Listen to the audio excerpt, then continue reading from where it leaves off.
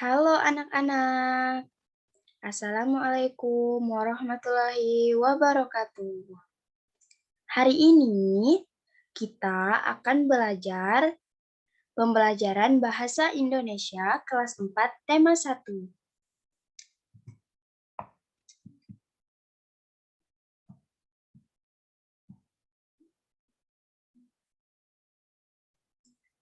Yuk belajar tentang gagasan pokok dan gagasan pendukung.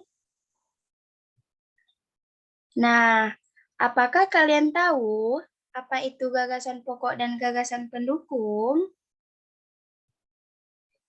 Gagasan pokok merupakan inti isi dari paragraf. Nah, meskipun inti, gagasan pokok tidak dapat berdiri sendiri. Gagasan pokok merupakan pesan atau inti yang hendak disampaikan penulis yang biasanya berada pada awal ataupun akhir serta awal dan akhir paragraf. Ciri-ciri gagasan pokok. Yang pertama, biasanya berupa satu kalimat lengkap. Yang kedua, berupa kalimat umum. Yang ketiga, mempunyai arti yang jelas tanpa dihubungkan dengan kalimat lainnya. Yang keempat, mengandung topik permasalahan. Yang kelima, dalam satu paragraf terdapat satu gagasan pokok.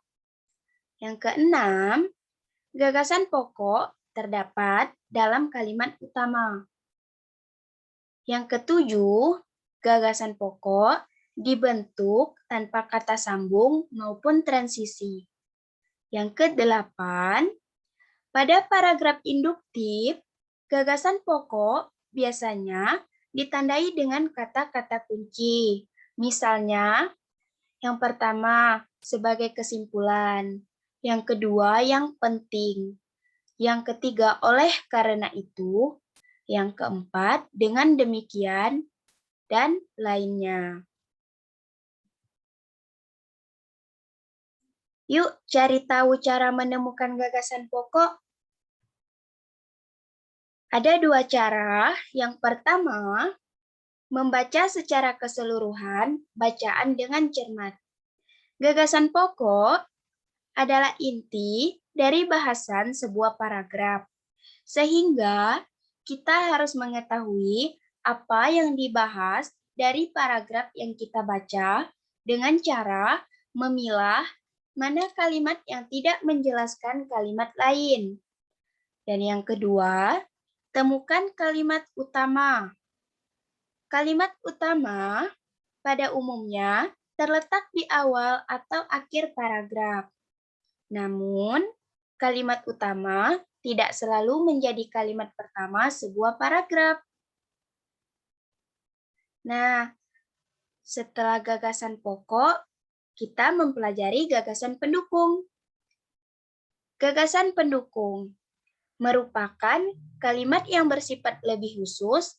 Kalimat gagasan pendukung dibuat dengan menghubung kalimat. Gagasan pendukung berisikan informasi, uraian, dan contoh dari gagasan pokok. Fungsi gagasan pendukung yaitu untuk mendukung atau memperkuat gagasan pokok. Untuk menerangkan gagasan pokok biasanya butuh beberapa kalimat pendukung. Ciri-ciri gagasan pendukung. Yang pertama, tidak berdiri sendiri karena merupakan pelengkap gagasan pokok. Yang kedua, biasanya berupa contoh, data pendukung, atau kalimat pelengkap. Yang ketiga, bersifat khusus dari kalimat utama. Yang keempat, pada dasarnya berada setelah ide pokok. Yang kelima, bisa lebih dari satu kalimat. Yuk, cari tahu cara menemukan gagasan pendukung. Nah, terdapat 6 cara mencari gagasan pendukung. Yang pertama, Baca secara lengkap dan pahami setiap kalimat. Yang kedua, perhatikan setiap kalimat dari awal hingga akhir. Tentukan mana yang menjadi gagasan utama dan pendukung dalam setiap paragraf. Yang ketiga, tentukan gagasan utama terlebih dahulu, setelah itu akan mudah menentukan gagasan pendukung. Yang keempat, pada dasarnya letaknya setelah gagasan utama. Yang kelima, perlu diketahui gagasan pendukung memberikan penjelasan lebih detail mengenai gagasan pokok. Yang keenam, terdapat kata penghubung.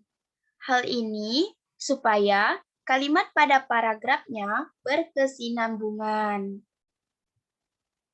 Nah, berikut adalah teks yang perlu anak-anak cermati.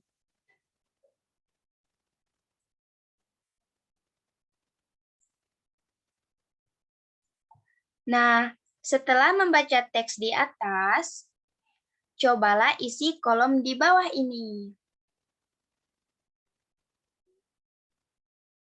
Setelah mengisi kolom penugasan tersebut,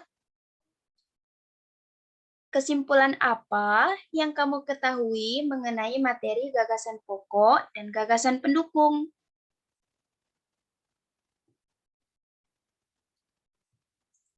Yeay, pembelajaran hari ini telah berakhir.